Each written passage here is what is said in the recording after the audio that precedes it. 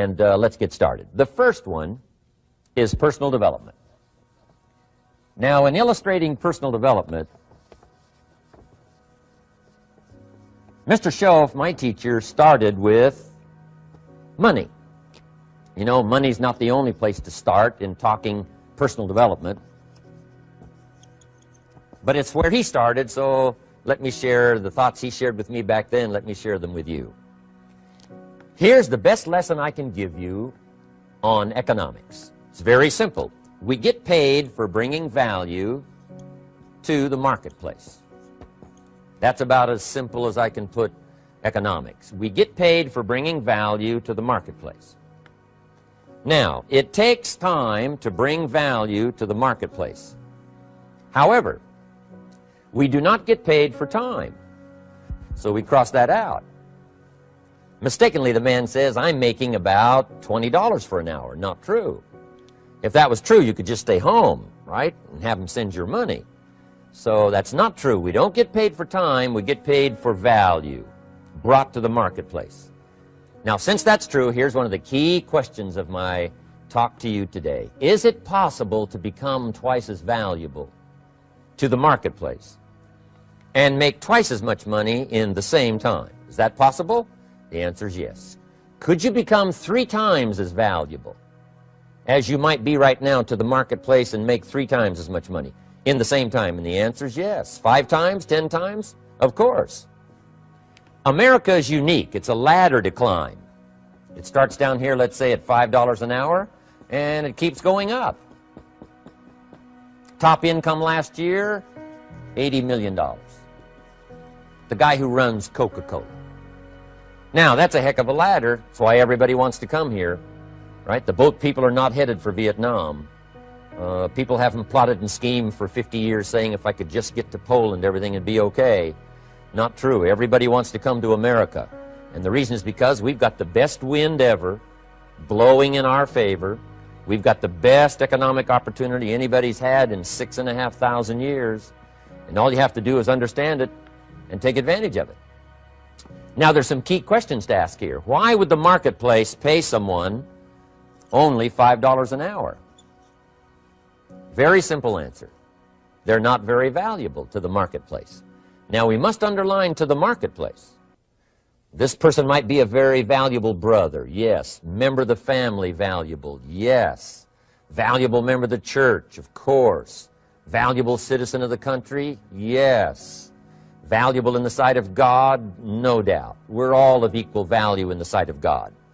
But if you're not very valuable to the marketplace, you don't get much money.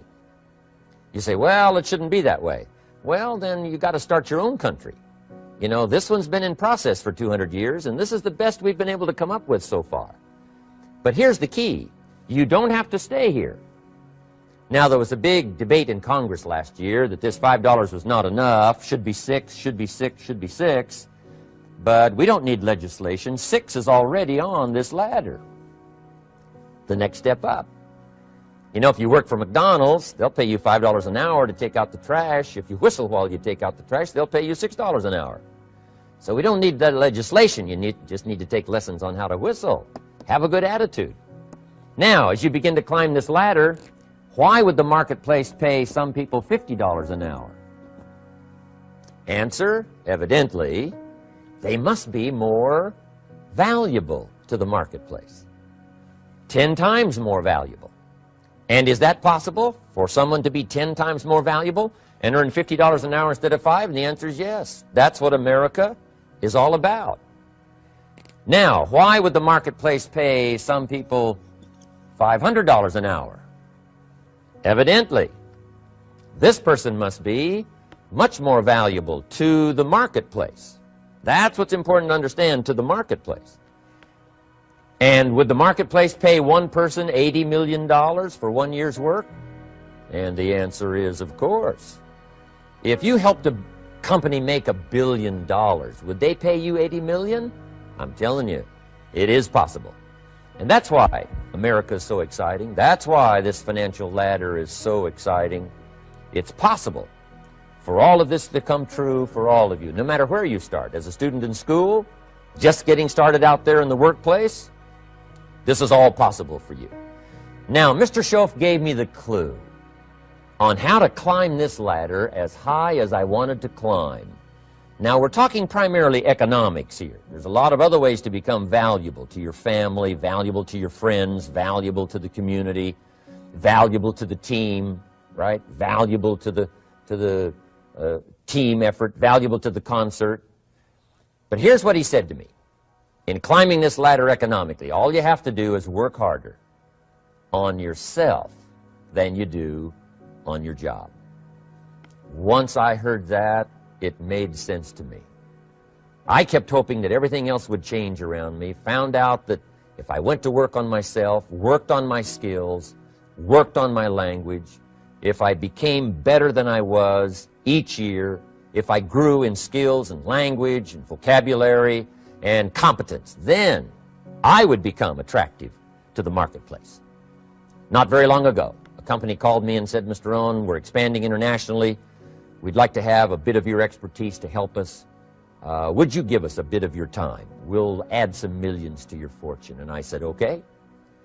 And I thought later, isn't that interesting they would call me? Then my second thought was, of course they'd call me. Who else would they call? I can get the job done. Now, what a contrast for me, farm boy from Idaho, raised in obscurity, parents of modest means, broke when I was 25. How come I would get a telephone call and someone offer me a lot of money to help them in expanding around the world? Simple answer, evidently. Something happened to me between age 25 and where I am today. And I can tell you where it all started. From my teacher, Mr. Schoaf, who said to me, we don't have to change what's going on out there. That's the wind that's blowing. All we have to do is change what's going on in here. And now there's several ways to do that on personal development. And let me give you those ways. Here's the first one. We must learn from personal experience. Pretty simple. Learn from what happens to you. Take a look back over the last few months. Did you make some mistakes? How could you correct those for the future? Take a look back over the last year. Have you done it right or done it wrong? Let's correct it for the next year. Learn from your personal experience. Mr. Schoaf asked me when I first met him, he said, Mr. Rohn, how are you doing? You've been out there now 6 years. And I said, I'm not doing very well. He said, I suggest you not do that anymore. What a simple, swift analysis to my situation. He said, if you keep doing it, the next 6 years will be like the last 6. You don't want that to happen. Let's make the changes. So learn from your personal experience. Now here's number 2, why I came to share this video experience with you today. And that, I call it OPE, other people's experiences. That's me, other people. That's your teacher, other people. That's your friends and colleagues, other people.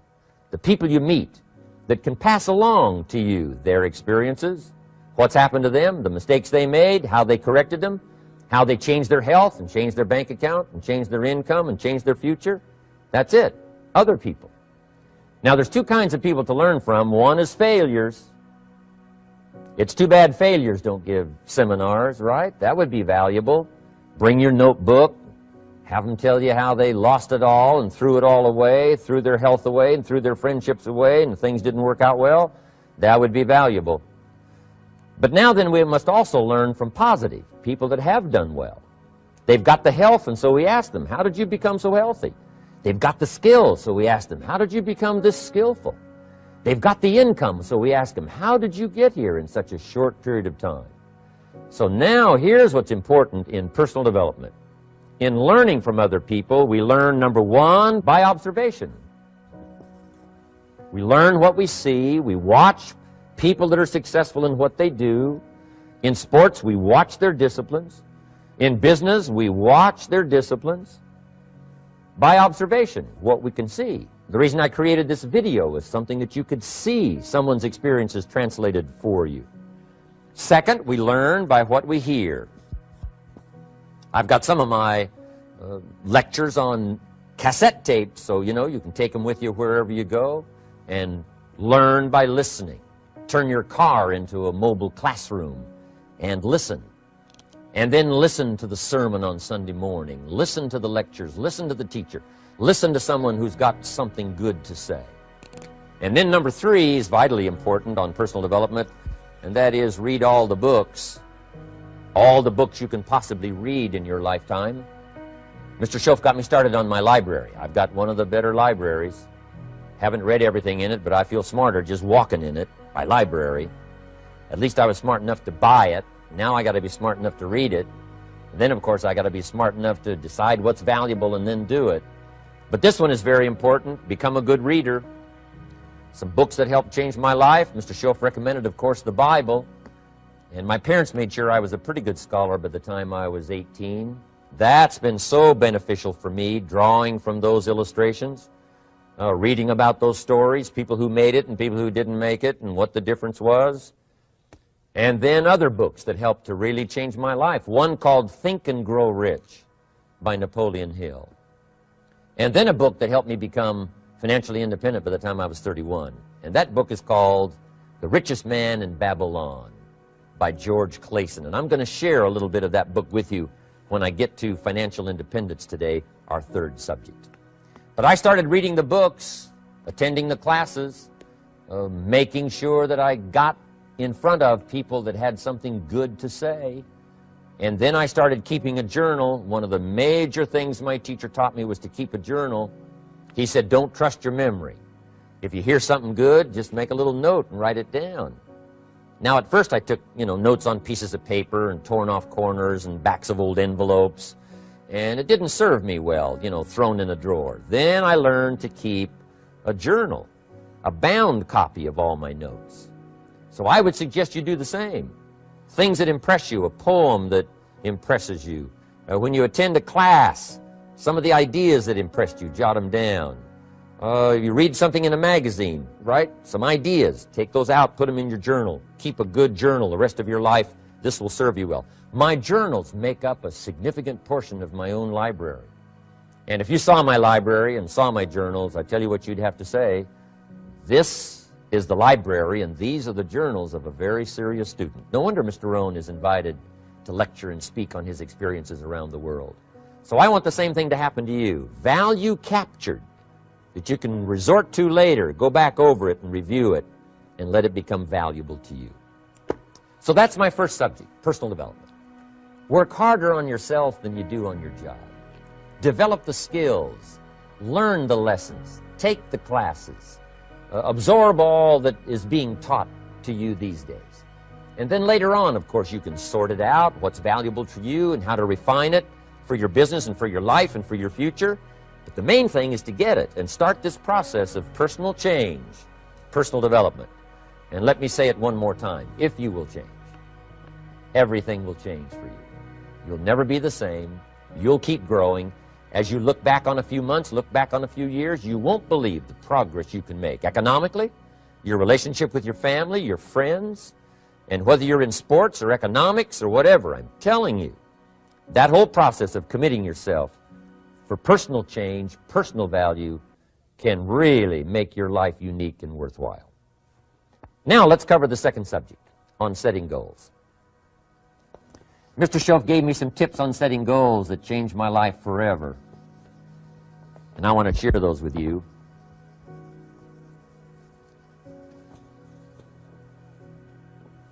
So let's talk about setting goals, and I also want to tie it to personal development, and you'll see how I'm going to do it as I progress here. Setting goals.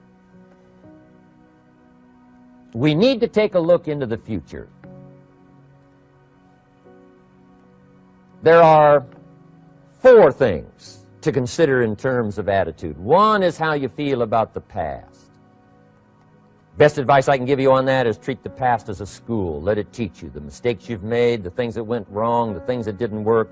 Don't use the past as a burden to carry, and don't use the past as a club to beat yourself to death. Past losses, past failures, past mistakes. But let the past be a school. Tough school maybe. We've all been through some tough stuff. So if you feel good about the past, draw from it for experience and let it teach you. Then next is how you feel about the future. We've got to have the future well designed. The future is called the promise. And here's what we teach in our leadership series. The promise of the future can be an awesome force for your own future. The promise of the future, designing the future. There's two ways to face the future. One is with apprehension, and the other is with anticipation. I promise you, in my travels around the world, most people face the future with apprehension. And here's why. They don't have it well designed. They've sort of left that up to someone else to fix. But here's the best way to face the future, with anticipation. And you can face the future with anticipation if the future is clear, if the future is well designed. And I would like to have you consider some thoughts with me that help me to really change my future by giving it some thought and some consideration. And here it is. In setting goals, it's very simple. Number one, decide what you want. You just take a little time. You sit down and say, what do I want? What kind of skills do I want? What kind of income do I want for the future? What would I like? Where would I like to go? Places I'd like to visit. Habits I'd like to acquire. Skills I'd like to have. You just take a little time to think about what you want. Economics, friendships, people you'd like to meet, places you'd like to go. You just take some time. And then I suggest, when you've thought about what you want for the future, make a list. Just jot it all down. It's really a very simple process. And then here's number three. Keep all the old lists. I'm telling you, this served me so well, keeping my old list of goals. I look back now 10, 20 years ago at goals I set, lists I made, and I smile now because here's what I thought was so important, 20 years ago. Now some of those things aren't even on my list. I've got a new list. I've grown. I've changed. I've matured. But I give you that advice. Decide what you want. Number two, write it down. Number three, keep the old lists. And then here's number four. When you get something that's on one of these lists, check it off. Part of the fun of having a list is checking it off. And then if you can add some drama to checking it off, see, that's what really helps. I set a goal to go to Spain many, many years ago.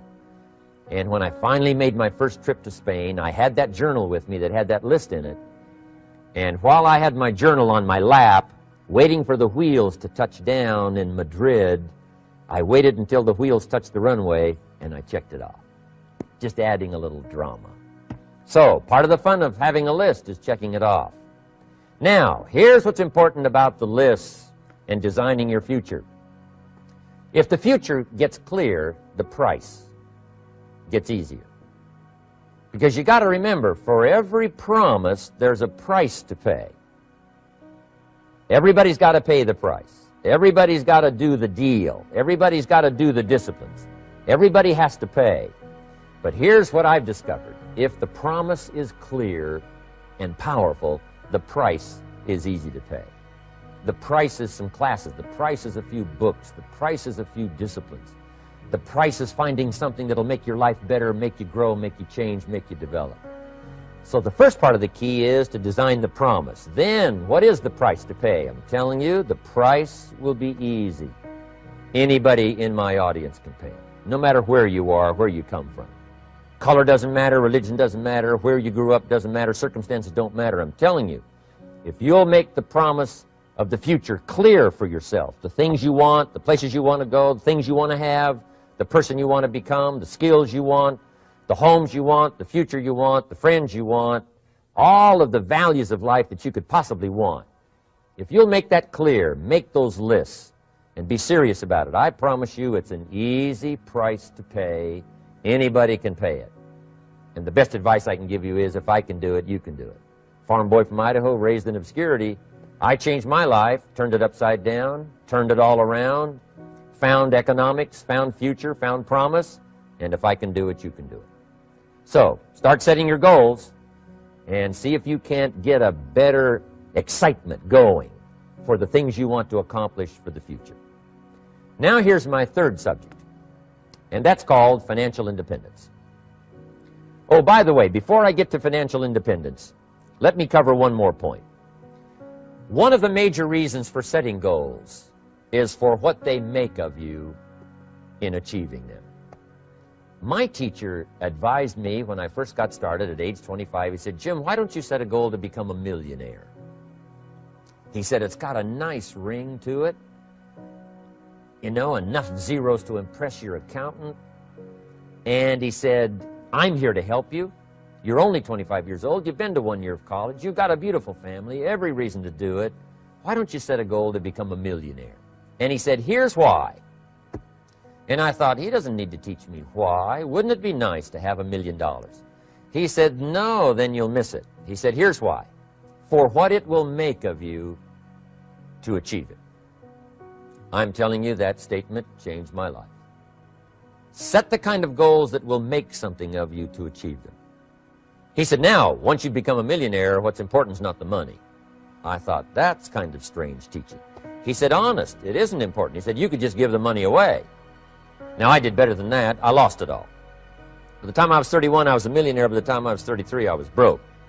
And I'll tell you a little bit about that story later.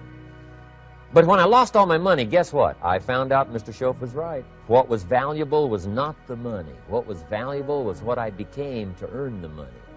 The skills I had, the knowledge I had about the marketplace, the values that I had going for me. They were more valuable than the money. And here's an important statement to remember. It's not what you get that makes you valuable. It's what you become. So part of the key here is to set the kind of goals that will make something of you. Don't set them too low so that you don't have to grow and you don't have to read and you don't have to try and you don't have to stretch. Don't set them too low. And then don't sell out. Don't go for something that's going to cost you your virtue or cost you your values or sell out your principles. There's a good middle road here to follow. Goals that will inspire, goals that will help you grow, change, develop, and become better than you are. Okay. Now let's talk about financial independence. How to become rich by 40, 35 if you're extra bright, much sooner if you find an opportunity like I did. Let me show you how I did it. Financial independence. First of all, I like the phrase financial independence. Some people are a little bit concerned about using the word becoming rich or becoming wealthy, and I can understand that. I struggled a little bit with this. Is it okay to go for becoming rich, go for becoming wealthy? And maybe that's a bit too strong a word or strong a term. So here's what I've come up with that I think is comfortable for me, and that is how to become financially independent. I think it's every person's heritage here, especially in America, to become financially independent. Now, let me give you my definition of financial independence. Financial independence is the ability to live from the income of your own personal resources. Financial independence. Now, it depends on how you want to live. If you need $2,000, $3,000 a month, if you need $4,000 or $5,000 a month, if you need $10,000 a month, some people may need, $100,000 a month. But whatever you would need to live, and you could earn that living from the income of your own personal resources, that's what I call financial freedom, financial independence. And let me show you how to acquire it. If you start at age 15, between ages 15 and 35 is 20 years. And in my personal opinion, based on my own studies and my own experience, 20 years, in my opinion, is enough time to become financially independent. If you're not, you don't live in the wrong country. Probably what's happened is you have the wrong plan. And it's easy to be a nice person with the wrong plan. I found that when I was 25 years old. I was broke at age 25, and I was a nice guy. You would have liked me. But I'm telling you, my plans up until then, especially my financial plan, left me broke. I totally changed it the next 6 years, and I became financially independent. So I know what I'm talking about. It is possible in a reasonable amount of time, 15 to 35, whatever, 20 years' time, enough time. You can do it in a much shorter period of time, like I did if you want to. But this is a reasonable enough time. But here's number one. First of all, you got to have the right philosophy.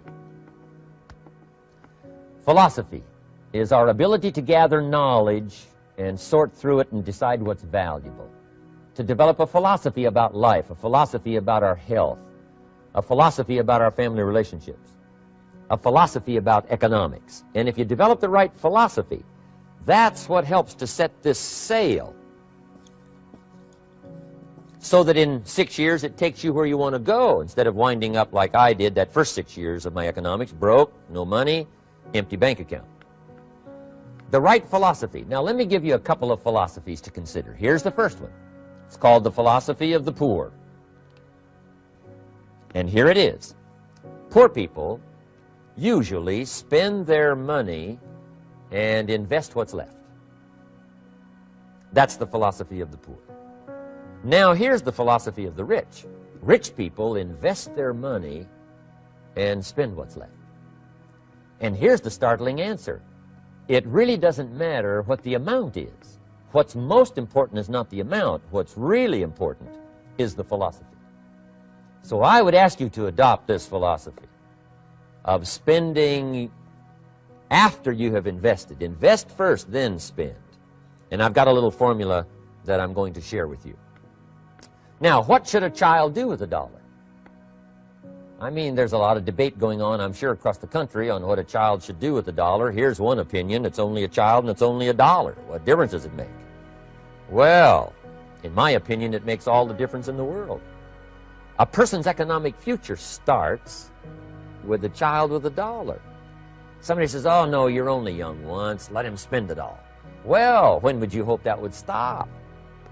Somebody says, well, wait till he's 50 and broke like me, and, and then he'll learn. Well, no, we don't want to wait that long. If I would have known earlier than age 25, I would have changed. In high school, if they would have had classes called Wealth 1, Wealth 2, I'd have taken both classes. I would not have waited until age 25.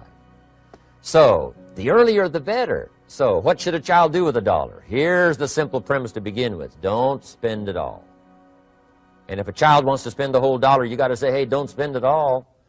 Don't spend it all. They'll say, why not? It's my dollar. I earned it. You say, I know you earned it, but don't spend it all. They'll still say, why not? Say, let me show you why not. So you put them in your car, take them to the other side of town, and show them where people live that spend the whole dollar.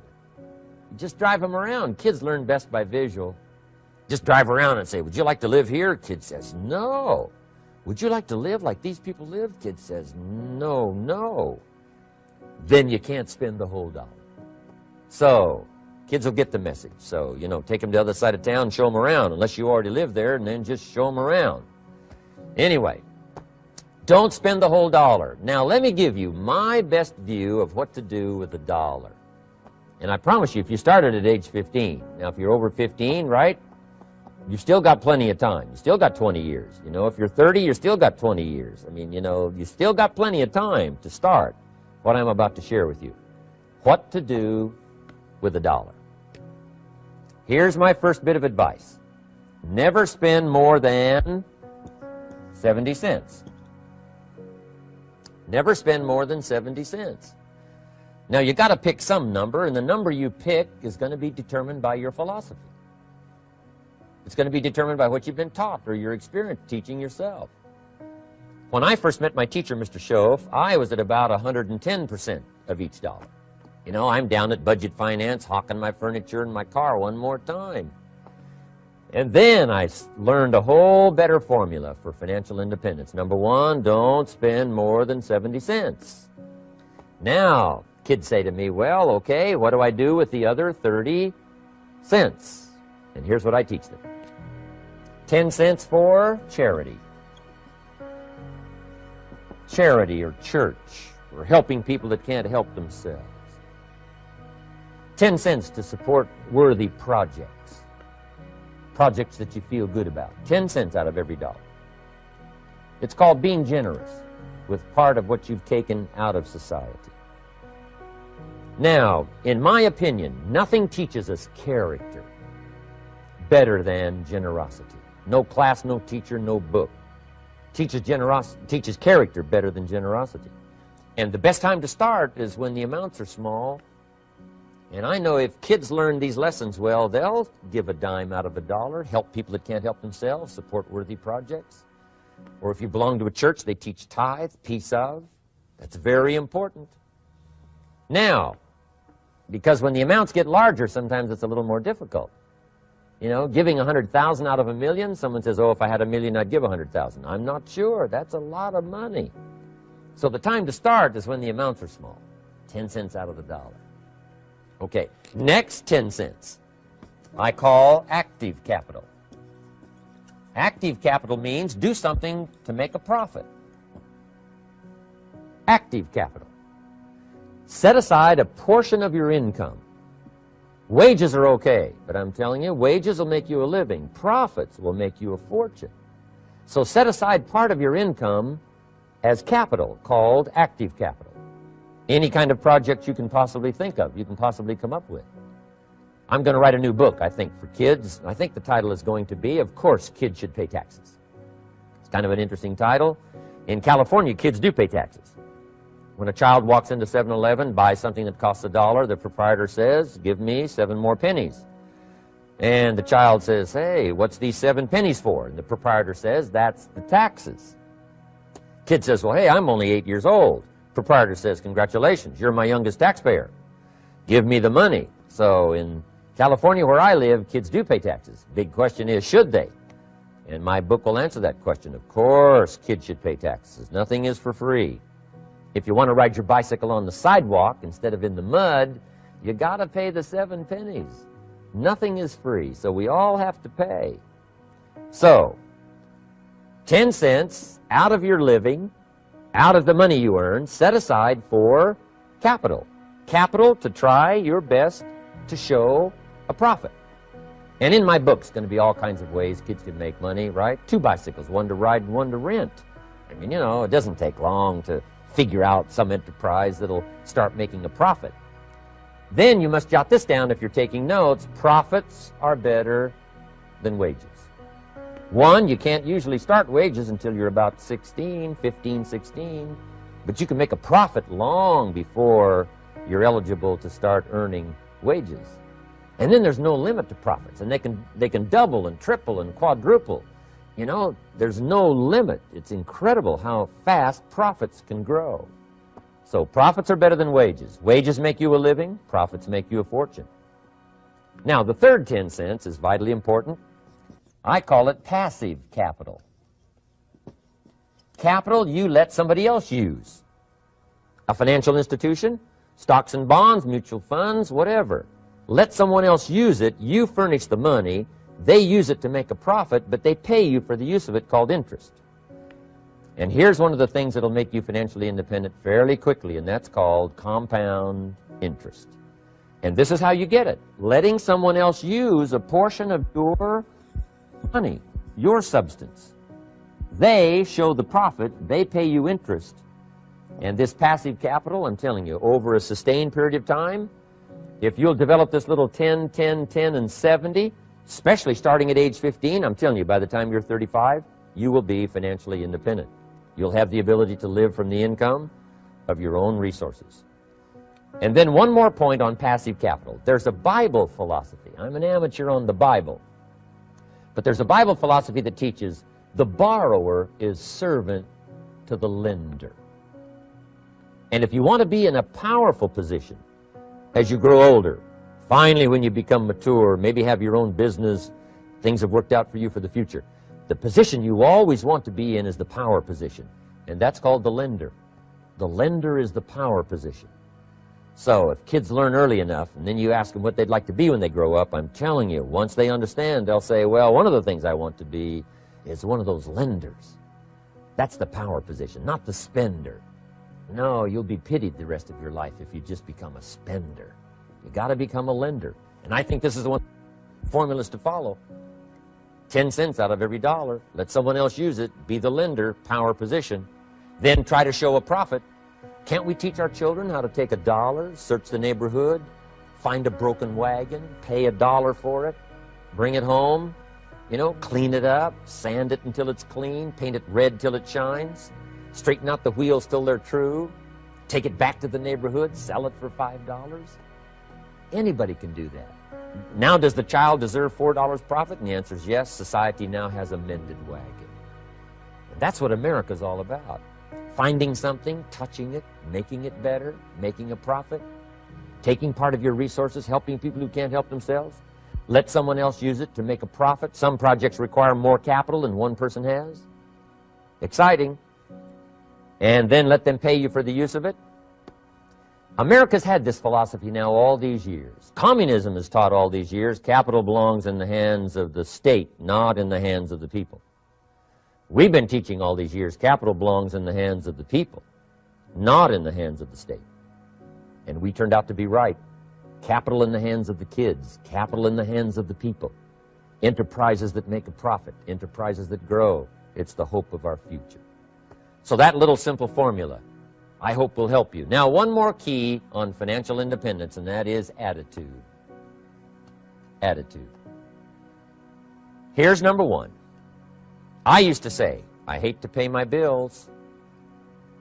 My teacher straightened me out on that. He said, let's see, Mr. Rohn, what you hate to do is pay $100 on an account and reduce your liabilities and increase your assets. I said, well, no, not if you look at it that way. He said, well, it all depends on how you look at it. So wouldn't you love to pay your bills, reduce your liabilities, increase your assets? You got to have that kind of attitude. I found out the same attitude about taxes. I used to say, I hate to pay my taxes. And Mr. Shove said, well, that's one way to live. But don't you understand? Taxes is how we care and feed the goose that lays the golden eggs. Wouldn't you want to do your share? Someone says, yes, but the goose eats too much. Probably true. But hey, we all eat too much. We all need to go on a diet. Better a fat goose than no goose. So I finally became a happy taxpayer. Now, I think taxes are too high, so I'm working to get taxes lowered for our economic future. But then whatever they turn out to be, I gladly pay and do my part, because that's what makes the whole system run, each of us doing our part. Now, I want these three subjects to be valuable for you. I want them to have meaning for you. I want you someday to be financially independent. I want you to have the personal development so that you feel good about yourself. If I had a chance to meet you someday, I'd like to have you show me the list of goals that you got started and say, Mr. Rohn, here's some I've already checked off. Here's the books I'm reading. Here's what's happened. I'm developing the skills. I'm better this year than I was last year. I've got more self-confidence. My skills are developing. That's what I want for you, and that's why I took the time to come and share in this video message with you.